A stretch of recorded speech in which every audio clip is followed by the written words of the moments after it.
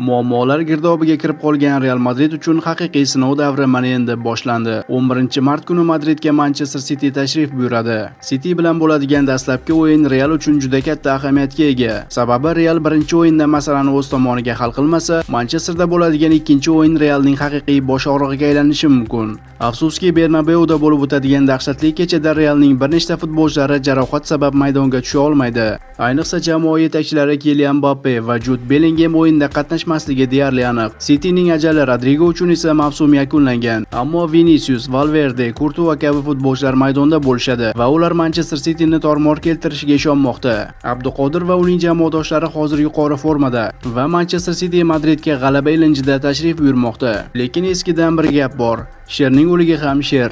Mana shunday dahshatli bahsni siz kanal biosidagi Telegram kanalimizda jonli efirda tomosha qilishingiz mumkin. Madrid Insight kanali Madridning eng ashaddiy muxlislarini Telegramda birlashtirmoqda. Siz ham hoziroq obuna bo'lib qo'ying. Birgalikda ushbu uchrashuvni tomosha qilamiz.